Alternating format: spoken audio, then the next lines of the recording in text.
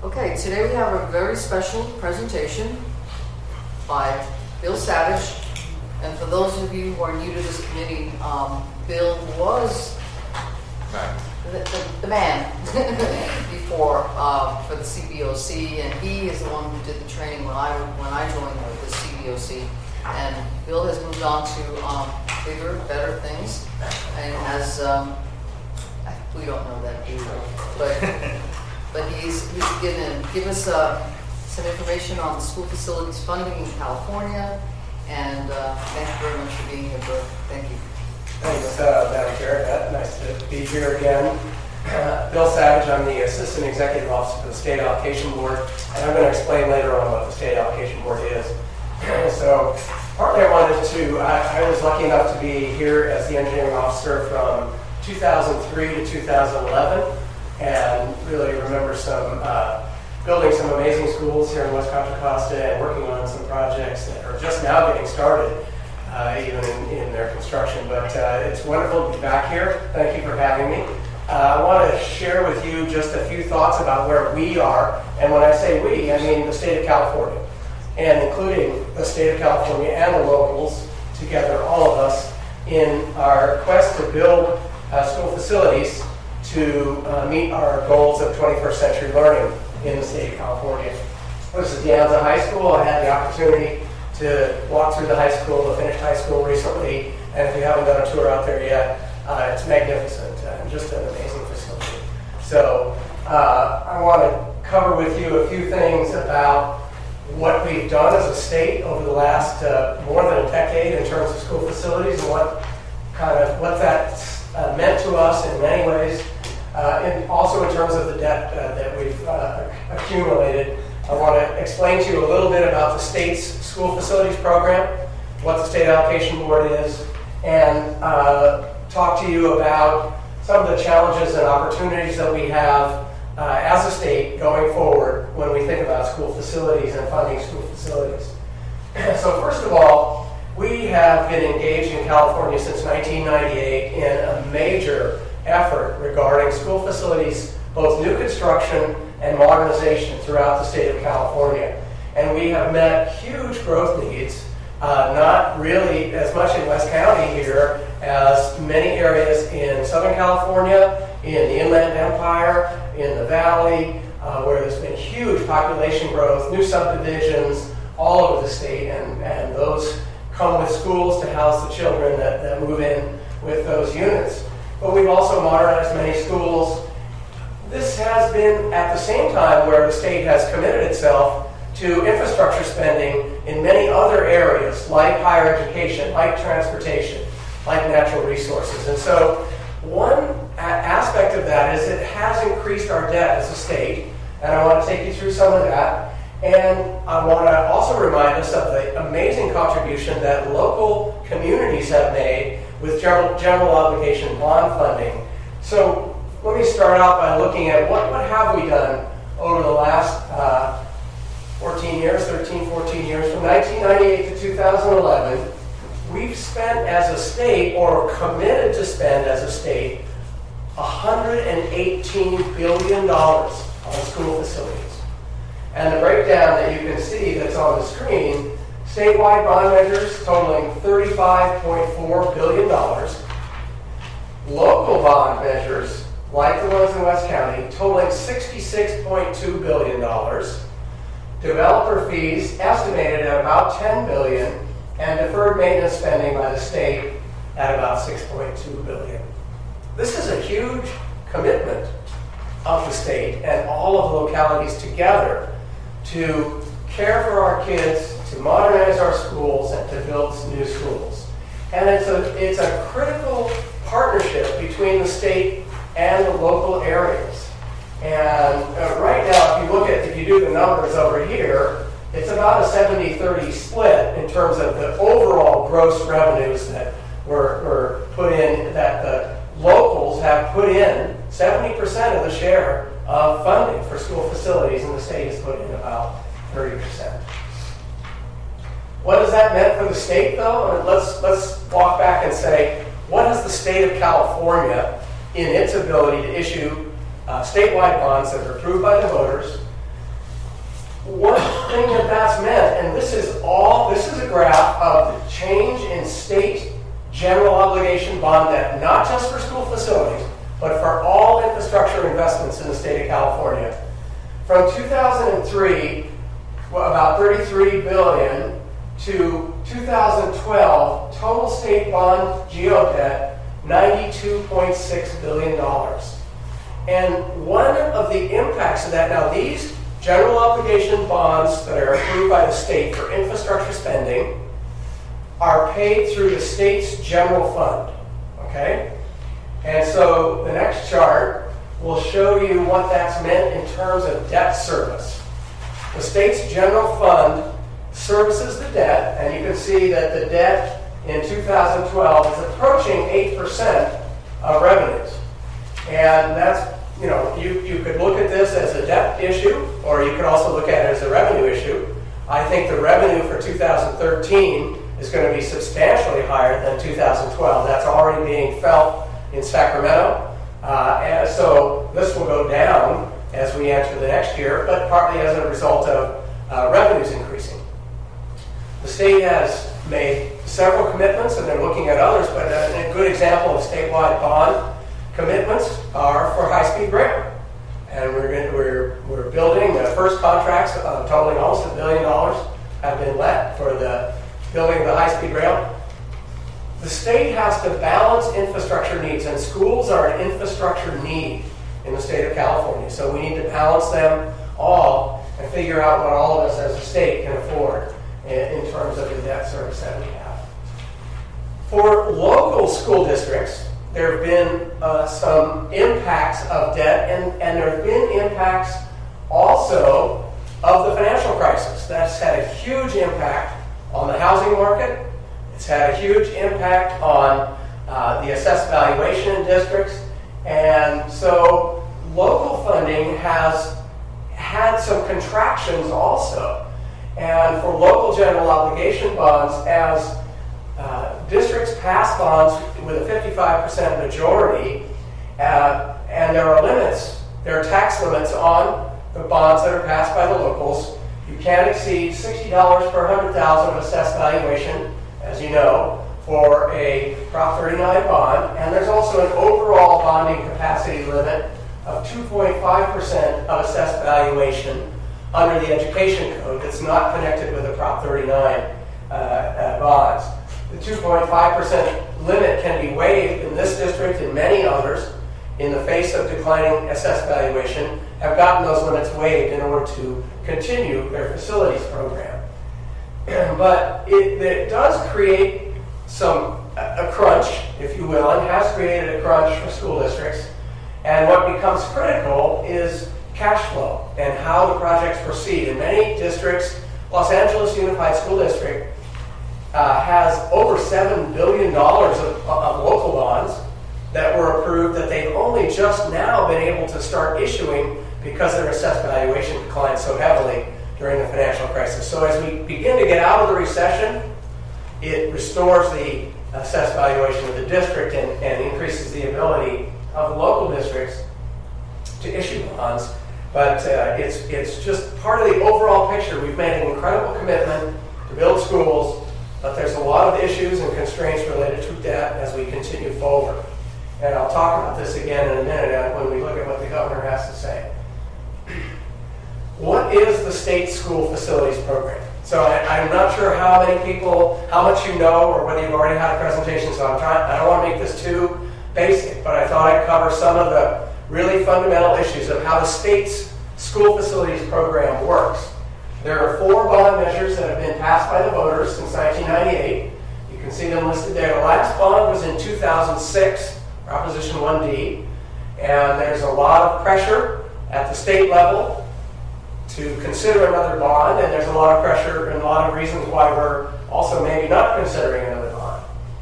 The basic programs under the state are to house new students, or the new construction program, where districts have fewer classrooms than they have students, and then they get eligibility under the state program to build a new school in their district to house those students. That's one of the most fundamental programs, new construction. The other fundamental program is the modernization program.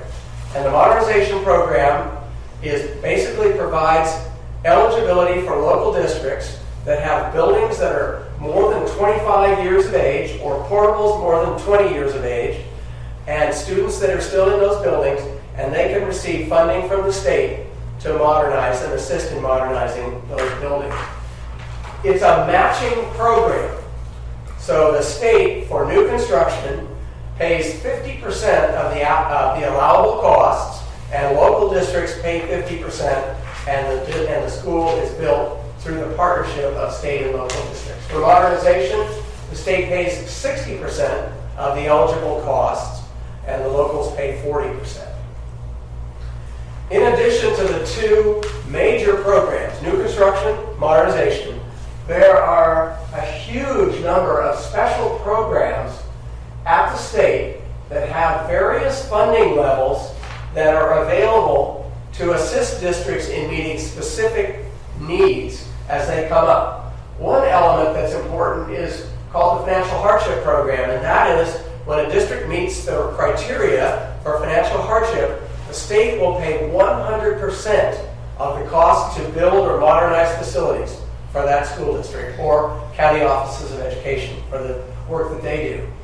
There's also a facility hardship program which provides funding for immediate health and safety issues at school districts. A good example, a district finds that they have arsenic in their water supply. This is a recent example that we looked at and funded in the state.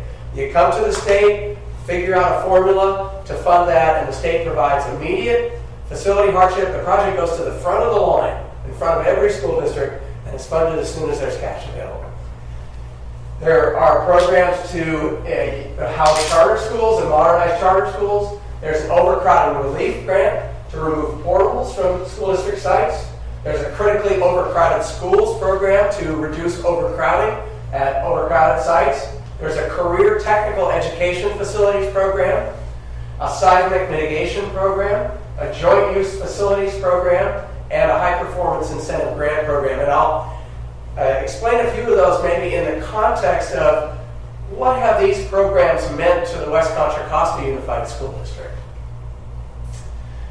Well, first, overall, we've received here in West County over $120 million in state funding and are anticipating receiving more funds. So that West Contra Costa has been a major player in the state program assisting the overall bond program here. And I listed some of the projects. Lavanya Dijon was constructed. That was the last new construction funding project that West County took advantage of. Modernization is the primary program that West Contra Costa utilizes. All 17 original Mount Measure M elementary schools participated, and all of the other secondary and Measure D and J projects have received modernization funding from the state of California. And West Contra Costa has also received numerous high-performance incentive grants. These are grants related to what are called green building standards. So they're for energy efficiency, daylighting, reduced water consumption, solar power generation, etc. All of the things that go into building a green school. And the West County has received numerous high-performance incentive grants on their projects. Charter school funding is partially funding the Leadership Public Schools project at Gompers, in addition to what's called like-kind replacement. So there was modernization eligibility for Gompers, and that modernization eligibility can be used to demolish and replace the area of the building and build a new building under the modernization program. The district also received joint use funding for the Pinole Middle School gym. The district put up $2.5 million, the city put up $2.5 million, and the state put up a similar amount of funds. So that's the joint use. Anytime there's an agreement between a city and a district to jointly use facilities, you can try and get eligibility with the state for that program. We used overcrowding relief grants at both Dover and Ford. We replaced 22 portables with new two-story construction at Dover Elementary in Richmond and in San Pablo, and Ford in Richmond. And West Contra Costa, a good example of how the district has leveraged the state program funds is at Portland Middle School. The seismic mitigation program provided $13 million in funding to the district to replace the main classroom building at Portland. There were funds for modernizing Portland that the state allowed the district to transfer to the Castro site to build a new building there, and there was modernization eligibility at the Castro site that was utilized to modernize the existing building that's remaining there, and the district received a high-performance incentive grant on their modernization. So I think the district has done a good job in accessing the funds and in using the state funds to create better projects out of the combination of the state and local funding that's available. And you can interrupt me anytime if you have a question too, by the way. You don't need to wait till the end. Since the state is participating in bonds and in school modernization and et cetera, do they oversee anything that goes on as we do? Well, there's no state bond oversight committee per se, but there is a significant amount of oversight at the state level. The board that I work for, the State Allocation Board, provides overall oversight of all the appropriations and works through the Office of Public School Construction that does a very thorough job, not just of reviewing the projects and confirming that they meet all the state standards, but also at the back end, there's a very significant audit function that goes on at the state level of all state funds that are put out in these programs. Yes, sir. Norma, with all these different program types, funding sources, are they legislatively mandated so that they will be ongoing, or are there That's a really good question. limitations on these? Right now, the limitations really are associated with the fact that we're running out of money at the state level. The programs are all in the education code and the statutes that created each of the bonds that were passed by the voters, and they're all funded to the levels that the voters authorized when the bonds were approved statewide. Whether they continue is actually a question that the legislature and the governor will be discussing as the next state bond goes forward. Many of them have, how should I say this? Many of them have very strong political constituencies. So let me give you a good example. Career technical education programs. These are programs that provide facilities to let districts build build spaces for programs to meet the needs of students who may not be going to college and who may want to do a different career pathway. So a typical program that a district might build with a career tech education funding grant would be to do a health education facility where they would build essentially a hospital or a clinic space inside a school to train students to go into nursing, things like that. That program is uniformly popular, very popular among all sides of the political spectrum, Democrats and Republicans, very popular. So that's what I mean by programs having a constituency. Yes. But Charlie comments. How are the funding levels set for the different programs? Though they come from bonds, and then they're authorized. The program is like the career technical. There was a bond that included career technical as one of the each bond contains language that so far has identified a dollar value of funds for the program. So for seismic mitigation, for example, said up to 10.5% of the new construction funds available, which was $2 billion or something like that. So the career tech education facility was funded $500 million, and it's all in the bond language at the state bonds that the voters approved. And then it gets placed into the education code with the actual dollar amount. So high performance incentive grant, $100 million. And then districts apply for that funding on an ongoing basis until it's exhausted. Okay. Did you have a question? Yeah, the 120 million of state funds, that's obviously not a trivial amount. And help me with the numbers, because the school district so far is something north of $1 billion, right? Yes, sir. So, I mean, is that in the order of 10% then? Of what? About in the order of 10 to 12% probably by the time it's. I would imagine that there will be other funds in addition to this by the time the district is finished with its program.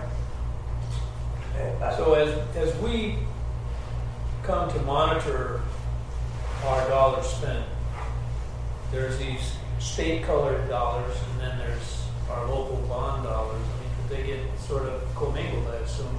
Well, they do and they don't. If you understand the way the district does their fund accounting in accordance with the state's account code manual, the SACS, all local bond funds go into Fund 35. I'm sorry, it's Fund 21. All state bond funds go into Fund 35. And in terms of construction, they all get mixed together in the end and paying the contractor and everything like that. But as they go through the process, the funds are kept separated and they're required to be separated and they're required to be accounted for separately. Because when the state goes into audit, you'll need to show them all of the money that was expended in Fund 35, Fund 35, and where it went, what was the resolution of it, did you follow state procedures, etc. So yes, it is separate. There's two different audit paths. Obviously, the bond fund audits occur under your purview and the financial and performance audits. The state has a totally different auditing mechanism that right now occurs through the Office of Public School Construction. And they have a significant audit staff. Yes, sir. I guess that would be another person we would invite is the Office of Public School to explain because we never see those audits even though they're talking about projects that we oversee anyway. But I have a question of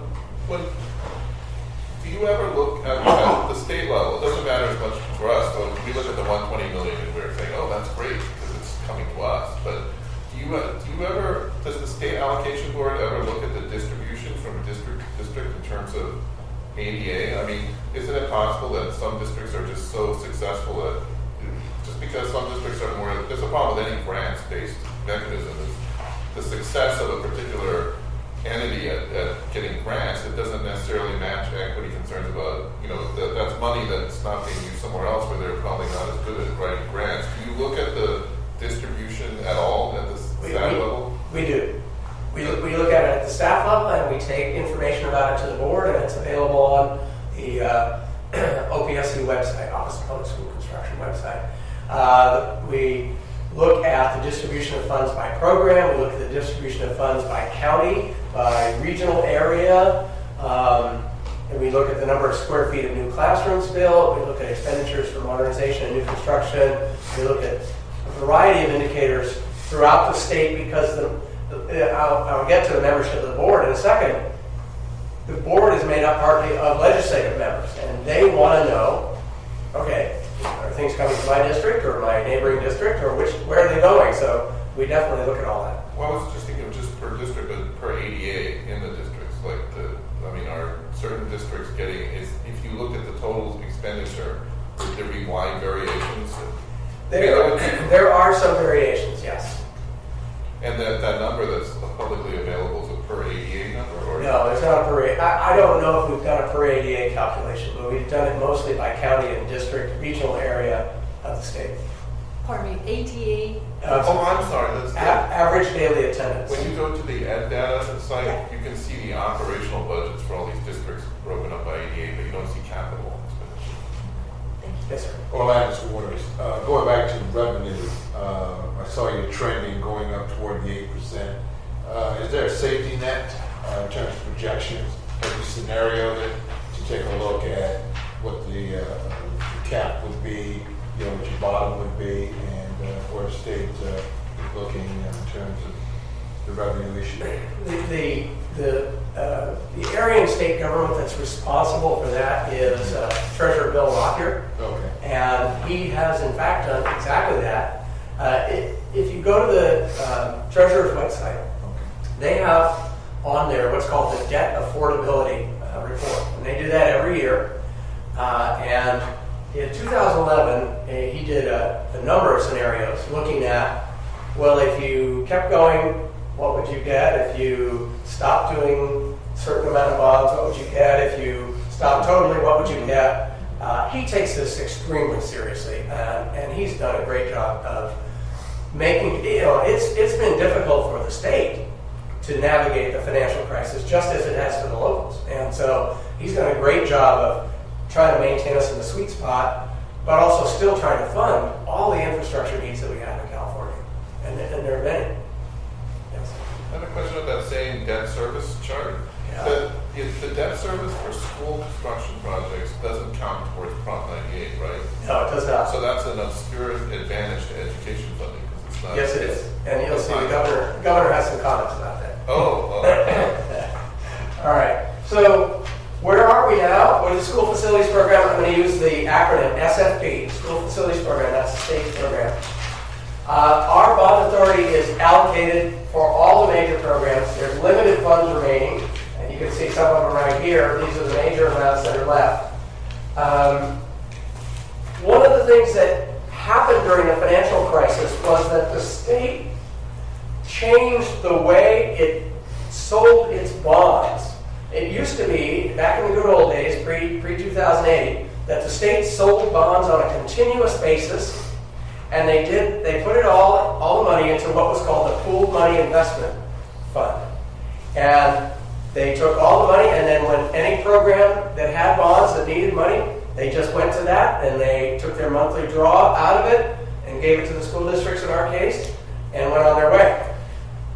With the advent of the financial crisis, the state decided to stop selling bonds on a continuous basis. And right now they're doing, well, we stopped selling it all for a while, but just because things were pretty bad, as I know we remember back from those days. But they now sell bonds only twice a year. And so that there's not money available to fund projects for school districts or other projects on a continuous basis any longer. And so districts' projects that are processed by the OPSC, Office of Public School Construction, and then taken to the State Allocation Board, receive what are called unfunded approvals. It's like, yes, you got a good project, there's bond authority for you, but there's no cash. And then they participate in a priority funding process, essentially sit on the list and wait for cash. And so this has been one of so some of the projects that are on the list have been waiting for cash for a couple of years, and including some of the West Costa projects, but they have been funded recently here. And this is, I don't expect you to read this now, but you do have it in your handout. This is the worksheet that the school facility program uses. It shows all of the bond funds and the dollar value of each of the programs. So modernization under Prop 1D 2006, $3.3 billion.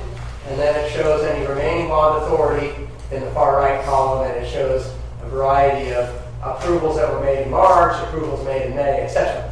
I assume you guys have a document like this that you use. This is a summary worksheet showing all the revenues and any allocations that are available, and I don't expect you to look at it on the screen right now. I just provide it for your reference. It's in your handout, and it'll be easier to see what the links are anyway. So, but let me switch gears for a second. What is the State Allocation Board? And this will help you understand some of the things I've been talking about. It's a board that was established in the Education Code. It's supported by the Department of General Services, DGS, and the staff of the board in DGS is the Office of Public School Construction. There are 6 legislative members, 3 senators, 2 from the majority party, in this case Democrats, 1 from the minority party, in this case Republicans. Obviously that could change. 3 assembly members with the same split, 2 majority, 1 minority.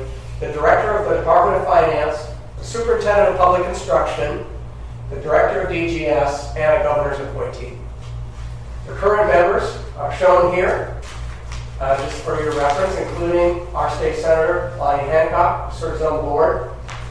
And this is the makeup of the board. These are the members who essentially have oversight over the school facilities program in California. Board done in the face of the financial crisis? One of the things that they, and really the issue that we face now is that we're out of state money effectively. Yet there's still demand, and districts are still submitting projects. The board has decided not to process projects any further. They'll accept the projects, put you on a waiting list.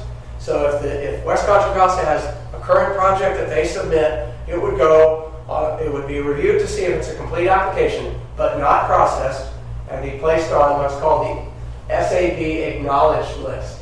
And this is unprecedented in the history of the State Allocation Board. Previously, the board had always gone ahead and processed projects and placed them on a true unfunded list, waiting for bonds to be authorized by the voters. So this is a recognition that we're in a little bit different climate financially, and I think the board wanted to be very prudent and conservative and not make promises to districts that they couldn't potentially keep. That we don't know if there's going to be a state bond or when it's going to occur. We're not going to make a promise that you're going to get state funding. So, go ahead. Yes. So the unfunded approval would have a dollar amount, and being on the acknowledged list doesn't have a dollar. It has a dollar amount, but it's only the dollar amount that's based on the school district's representation of their eligibility for funding.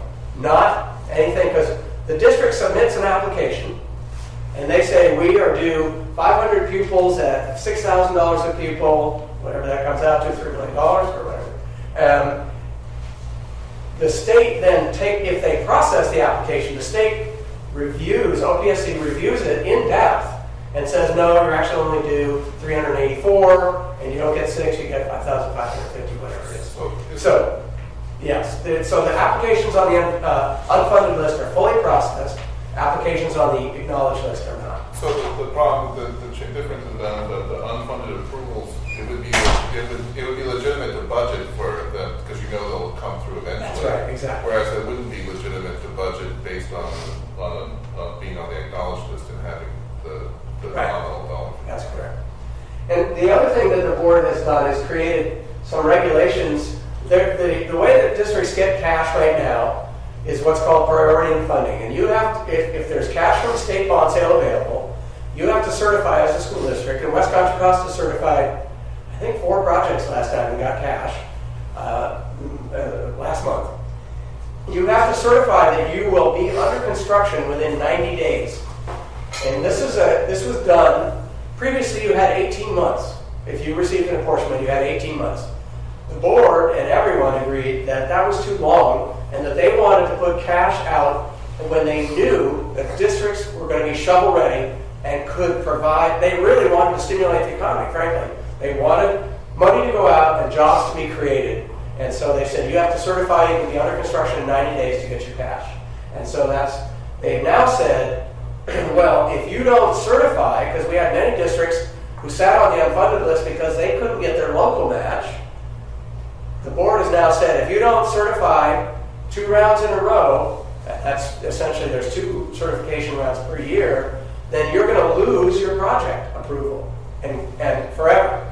And so this is part of the process of trying to force districts to, if they've received an unfunded approval, to really perfect that project and get that money out of the street and create jobs and finish their schools. So these are very new at the state level, and they reflect really kind of the financial crisis and the situation that we've gone through as a state. What we're doing right now, we have a subcommittee chaired by Assemblymember Joan Buchanan from Alamo, and she is looking at what works at the state level and what doesn't work. So there's a program review subcommittee that's trying to look at recommendations for a new statewide bond. And so, for example, do we want to keep the career tech program? Do we want to keep a charter school program? Is the state program working? Is it helping districts? What can we do to change it? So one of the things, here's a list of some of the things we're looking at, and one of them I think is pretty interesting is we as a state actually don't have any inventory of our school facilities. So we don't know, if you asked anyone at the state level, how many square feet of school buildings in California are older than 50 years? No one could tell you that. No one one can even tell you how many square feet of school building space there is in the state of California with any certainty. And so part of this, one of the initial consensus areas, for this committee was that they wanted to develop a school facilities inventory to help us track. West Contra Costa has an inventory of spaces and acreages and sizes and ages of their facilities, but this information has not, it's not available at the state level. Why wouldn't they just simply develop a master plan and then submit it to the state? Well, and that may be how we do it. Yeah. Yeah. It's a good point. We're not sure how to implement this, and that's one of the things we're working on. But I think that the board members really recognize that it's important for us as a state to have data. And Mr. Collins mentioned the ed data. If you go on ed data, it's a really excellent source of data about schools in California. There's nothing there about facilities. Nothing. And so this is one of the things that we're trying to work on as a state. So anyway, you can see a couple other things. One of the things that this committee is very concerned about, they don't like portals. And I think it actually is, West Contra Costa has done a great job of removing portals. This board committee is considering what ways can we disincentivize districts from using portables. They don't see that portables are paid for with a 30-year state bond. They see the life of a portable as less than 30 years. And so why are we using a state 30-year bond to pay for a less than 30-year asset, potentially? Maybe there could be a class of bonds that are not 30 years to cover situations like that, because you already have this situation where the state money is like the local money. It actually can be used to pay for equipment and things like that have a life term that's less than 30 years. Yeah. Which makes up for the fact that the buildings themselves last longer than 30 years if they're well constructed. So one solution would be just to have different times for the bonds. That's a really, so one of the things that's on, and it's connected with this issue about the life of the bond and the life of the asset. School districts are buying computers. Some school districts are buying iPads with bond funds. So, this could be, it's a similar issue. Life of the asset, life of the funding mechanism that you do. But the flip side of that is, we're now being asked as a state, through smarter, balanced assessments, that every student will take their assessment tests on a computer. How do we get the technology to do smarter, balanced assessments? Where do we get the money to do that? So this is a really big issue, actually, that we're working on at the state, because the smarter, balanced assessment piece is coming, I think, is it next year or the following year? I think it's very soon. But having the technology available so that every student has access to the technology to take the test is going to be a critical expenditure. The coalition between public and private. Yeah, I'm not sure how we're going to. Because you have Silicon Valley, you've got the. The money's there, right? The money's there, exactly. It's a matter, the coalition being developed in terms of that. Yeah. It's almost like riding Caltrans from San Jose to San Francisco. They don't have Wi-Fi. But yet you can take a Transbay bus across the bridge and you have Wi-Fi. So, someone trying to telecommute, in terms of that, I'm just boggled by it. But they say they don't have the money in terms of it. And you would think that if the companies have their employees traveling and using public transportation, there would be some type of joint subsidization there in terms of it. Yeah. So, I have a question about the other bullet point, create a more flexible definition of a classroom. Is that to handle hybrid learning things where people do kind of online but they still check in once in a while? Or what's the point of that? It's not to handle online learning. It's to, I think that education is changing. And it may be the case that not every type of education or learning strategy is best handled by a 960 square foot box. We call that model bells and cells. Well, I'm sorry, that's just what we call it when we're not out in public. But, you know, so think about project-based learning. Kids learn better when you have them do hands-on projects, right? Well, how do you set aside an area for project-based learning inside a classroom without disrupting the other instruction? Or how do you create a more flexible space area so that you can encourage innovative learning strategies? So part of this discussion is maybe you create, instead of saying you have to have 960 square feet and it has to be a classroom to be counted as a classroom, maybe you say as long as each student in your flexible configuration is given some area or square footage per student of learning area, then that whole learning area could qualify as a classroom and be loaded with classroom loading to some level. So there's a lot of discussion because education is changing and our models for schools, and especially for how classrooms are, has not really changed it like it should in many ways. So that's really what that's about. Well, isn't that reflective on the top end too, in terms of, you go to Cal, you've got the lecture and the podium. You go to Stanford and it's more project-based, in terms of actually doing the project in the classroom, coming up with a resolution, which maybe you end up patenting something that, can have third world implications and all like that for basic necessities such as water. So your point's well taken in terms, it has to change, but I'm really distraught by the stigma of the portals. And, again, in terms of depreciating, assets and in terms of in terms of bond life and everything. I mean, what is this necessity for portables? Is it they're out of space? It's the cheapest, easiest way to throw something up? That's what it is. Plug and play kids in there, and then you leave. But I know in Southern California, with Downey Unified School District, I worked on the bond. It has a real stigma, in terms of the students that are put in there, the locations of it, the detachment, the whole thing. So, you're aware, maybe you're not, the state program for school facilities that was in the 90s, it's called the Lease Purchase Program. That program required school districts, when they received funding, to put 30% of the area in portables when they built a new school. That's why if you go to Hercules High, is there a Hercules right here? The Hercules High, those portables that are at the center of the campus, that's what those are. That was built with lease purchase program funds, and they required X% of the area of school to be built with portables. So you can see there's a change, and that's a good change, I think. So, yes? I have a question.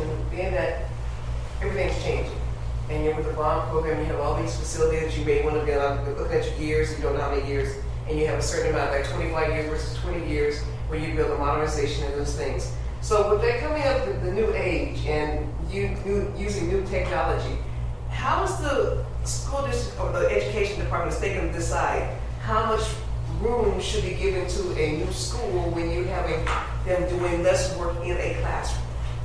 Well, that's a good question. That's part of what the discussion is about with this definition of a classroom. The way that the state decides in terms of funding now is, state will pay for students, and the program works by giving you, let's say you have 300 students that are unhoused and you need to build an elementary school. You get a grant, a dollar value, for each student that's established by law, that's increased, the CCI, the Consumer Price Index, increases every year. Plus you get some supplemental grants. You can pay half the land costs. You have to buy land. They pay for other costs. So you get a grant eventually of money, and the district can decide how big the school is itself. The state has some minimum standards under what's called Title V with the California Department of Education, but the district can build, as long as it has enough money, and could contribute more than a 50% matching share and can build a larger facility. So that's possible. Let me go on to, I'm almost done here. I think we're in a time of transition, and any time when you're transitioning, there's challenges and there's opportunities. There are lingering economic concerns, even with the recovery, that we have a pretty strong recovery in many parts of California, especially the Bay Area.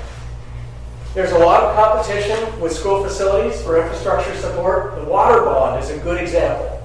I'm not sure how many of you know, but the water bond to build the new Delta water plan, including now the tunnels under the Delta, has been taken off the ballot twice. And the governor has made this a priority. So one of the questions when you think about a school facilities bond is, does the governor and do the legislative members want to have competition, if you will, on the ballot? And the answer in 2012 was no. We don't want any competition for Proposition 30. And I think that was probably a wise move. But there's competition, if you will, between infrastructure. There's no legislative action now. There were several bills in the legislature for a bond in 2014. They've been held over. There's not going to be any action on them until next year. And I want to lay out, have us look at what the governor has said about school facilities in his budget message, because it's pretty interesting. We are not at a consensus point about where the state wants to be in terms of funding school facilities. The governor said, central to this discussion must be a consideration of what role, if any, the state should play in the future of school facilities funding. If any. This got a lot of people very disturbed in the school facilities world. So, when they saw the two words there, if any. But I think the governor is really just trying to raise the issues and say, it may be that this Proposition 39, Prop 39 2000, that allows for a 55% majority to pass local bonds, it may be that the locals have more ability to generate funding than the state does. And so that's really part of the discussion. I'm not taking a position on this. I'm just trying to share with you some of the discussion and what some of the issues are that the governor and the legislature are looking at as we talk about our future school facilities. Yes? But that's why I was bringing up that thing about the per ADA to look to see if there are some kind of equity considerations, because even if you have the same political willingness in different districts, they have different amounts of assessed valuation. So when he's saying, to me, the one role for the state instead of would be simply to kind of even out the differences, not based on political will necessarily, but based on the actual assessed valuation per pupil. And that has been, and you're right, that's an important piece of what the state program does, and I think the governor is very aware of that. He just wants to punt everything, including the Open Records Act. They changed that today. Oh. So another piece that the governor said is, the current school facilities program is overly complex, administered by multiple control agencies with fragmented responsibilities. The current program is largely state-driven, restricting local flexibility and control. Provocative statements. One of the things that this governor wants that I think is just really important, how do we streamline government? How do we make it easier for people to understand it, for programs to work? And he sees that there's three agencies, right? In California, there's three agencies primarily that govern, or four, well, I've got five listed up there. The three big ones are OPSC, DSA, Division of State Architect, CDE, California Department of Ed, DTSC, Department of Toxic Substances Control, and DIR, the Department of Industrial Relations. How do you streamline something like that? To build a school takes you 5 years from start to finish, and you have to navigate a huge regulatory web. Can we make this easier? Can we make it easier and do it for less money? I think it's part of what the discussion is. So these are some of the issues that we're grappling with in Sacramento. But are we looking at redundancies in terms of, but look like it's a baton handoff and everybody has a special. The governor's probably saying, and he's very good at scenario picturing or depiction of a situation, and he's saying, okay, you've got all of these five that you've noted, break them, okay, and you put them back together again, then basically what you're going to do is house them all together. You're going to have your efficiencies, and you're going to prevent redundancies. Their scope and range will be encompassing, from one agency in terms of streamlining, and then you can appropriate into one agency the needs for what you model as a school. Now, if you say, this is what the school should look like, this is the kind of agency that we should have to oversee it, including the fundraising in terms of it. So, the point's well taken, in terms of that, he's rather insightful in terms of, that type of approach. And you basically, is what you have is these separate entities, and basically, in and of themselves, they can't deliver the school the school of the future. They've been broken up into these pieces, and I don't necessarily know that's necessarily a good way to go in terms of it. So just to finish up, I wanted to share with you the new Prop 39 that was approved by the voters in November.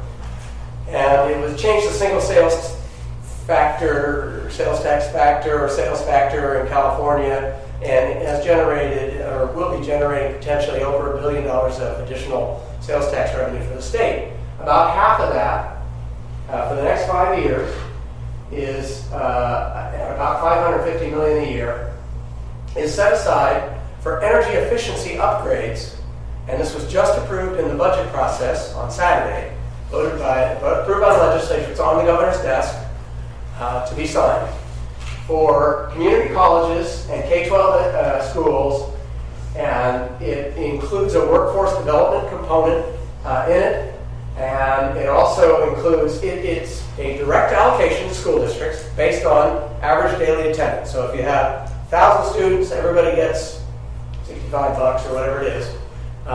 Yes? What's the workforce development component mean? The workforce development component was in the bond, in the measure that was approved by the voters, and it's basically that the funds would be used for energy efficiency, but also as we do energy efficiency projects in California, we train a workforce to be able to do energy efficiency in the future, renewable energy systems in the future, and things associated with that, so that we can build capacity in the building trades, in apprenticeship programs, and pre-apprenticeship programs to begin to develop that. So West Contra Costa will be given an ADA allocation and also some additional money based on the free and reduced lunch eligibility at the school district, the percentage of students who are eligible for free and reduced lunch, which is a poverty indicator that's used by the state. Projects will be developed based on guidelines from the Energy Commission, primarily with CEE and Public Utilities Commission. Districts will prepare a plan for funding and prioritize their projects based on savings, return on investment, age of buildings, and include energy monitoring, measurement and verification to ensure that if you do an energy efficiency project, like, for example, replace all the windows in school, does that give you the return on investment that you thought? And it also creates a citizen oversight committee that reviews expenditure audits. And so, in some ways, this is going to be the only infusion of cash for school facilities for the next year or so in California. When I did an initial analysis, it looked to me like West Contra Costa would be eligible for over $1 million. That may be slightly, I don't have a number, but it should be a good chunk of change. The district should be able to develop some good energy efficiency projects to either work with the bond program or to work on schools that aren't being done under the bond program, that kind of thing. Obviously, I'm not a district person, so. But yes. Didn't we build our schools highly energy efficient? Yes, and one of the guidelines for project development is if a school's already been modernized, then that's not a priority, right? The districts are supposed to look at not just age and return on investment, but also things like, when was the school already modernized? And if so, that's not a priority.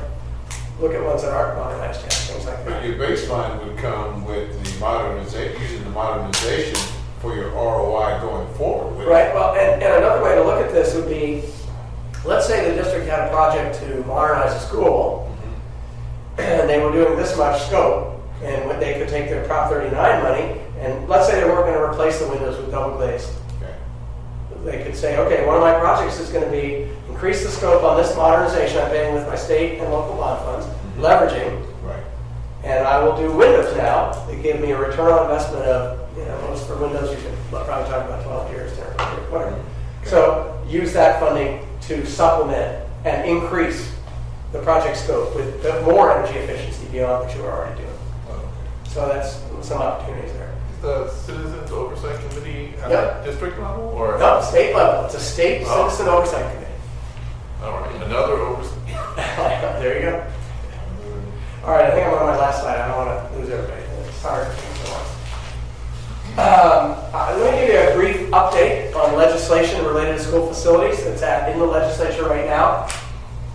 AB 182 Buchanan places limits on capital appreciation bonds, proposes a 4-to-1 debt ratio, 25-year term, callable, and meaning that bonds can be called back by the district, and also creates transparency provisions where the board has to take action and have a public hearing and public notice if they're going to issue capital appreciation bonds.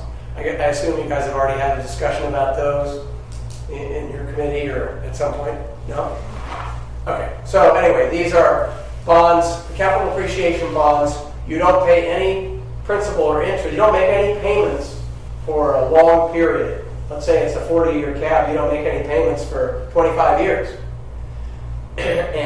But the interest accrues all during that time. So the amount that you pay back is significantly higher than if you did what's called a current interest bond.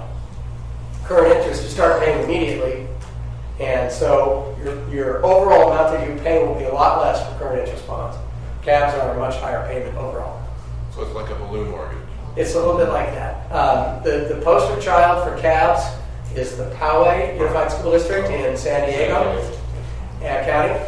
They sold $100 million in bonds and are going to repay. The total repayment over 40 years is $980 million, almost $1 billion. And there was a 10 to 1. And at the meeting that we were both at, where Joan Buchanan was, I thought that's where I got that thing about the mix, because there was a woman from Poway there Yes, there was. complaining about being the donkey for everybody. Yeah. And she was saying that Joan Buchanan's response to her saying, well, all these buildings are going to last 40 or 50, they'll last forever, so what's the problem? Was that the funding, a lot of the bond is funding things that don't last forever. So that's why you have a limit on how long they can go. So this was heard today in Senate Ed, and they did not pass it out. There's significant opposition from school districts across the state.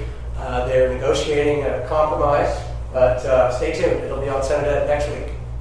You can watch it on Cal Channel. So is it the School Board Association is against it? CSBA, CASBO, AXA, CASH. Cash is against it? The districts believe that it limits their flexibility, and that the way the current legislation is written, it may have some unintended consequences related to it that would actually cost districts more money. And for people here, cash is the Coalition meta Act, organization, school housing. right? Yeah. Yes, So there's they school include facilities things organization. like CASBO in them, right? Or something. So this is still to be heard. SB 316 by Senator Marty Block from San Diego is a response to the school safety issues raised by the Newtown massacre, and it requires locking classroom door locks that can be locked from the interior, already required on new schools. This would require schools that receive modernization funds to modernize their facilities, including a lock that can be locked from the inside so that students can be safe. And there's two bills by Senator Weiland from San Diego, SB 581 and SB 584, that relate to citizen bond oversight committees at local districts like yourselves. And the first one would require delivery of financial and performance audits to the oversight committees within a certain specified time frame at the same time that a school district receives the audits. The oversight committee would receive the audits. So this is building on some of the work that Senator Weiland has already done over the last few years. So the concrete way this would work for us is that the audit subcommittee would, because they represent the committee, the chair of the audit subcommittee for CBOC would receive performance audit at the same time that Marty Coyne does on his Yes, staff? that's the way. To be totally concrete. That's correct. Okay. So the other one that Mr. Weiland has is pretty interesting, actually. The financial and performance audits that are done for Prop 39 bonds that you receive, there are no standards in statute about what has to be in them. They have to be done in accordance with the federal Yellow Book standards in terms of how the auditor does the audits, things that how they do it. But there's no scope requirement. In other words, for example, it doesn't say anywhere in statute that you have to look at all of the project expenditures related or change orders or whatever it is. And this would require that every year the scope of audits or some minimum scope, for example, be included in what's called the Education Audit Appeals Panel Audit Guide, which is what's used by the state to do regular audits on all the other elements of the school district, on the school district's general fund and all their other funds. So this would require the Education Audit Appeals Panel to incorporate standards for the audits that you receive in the state's audit guide. And these both, the SB 581 and 84, both passed the Senate, and they've already passed out of the Assembly Ed Committee, and they're going to the floor of the Assembly. So those would directly impact some of the work that you're doing here. So in closing, thank you for listening. I know it's hard to sit through this. It's a long presentation, but I would hope that we can all continue the really strong state and local partnership that we've had building schools in California. This is the Martin Luther King Junior Elementary School in Richmond. That was built using West Contra Costa Unified School District local bonds and California state modernization bonds and high performance incentive grant funding. The reason that playground is done in a light colored asphalt is part of green building standards to reduce the heat island effect. Black asphalt creates very hot urban areas, and this is part of reducing the heat island effect. And that's why one of the elements that it used to receive high performance incentive grant funding. So thank you everyone for having me.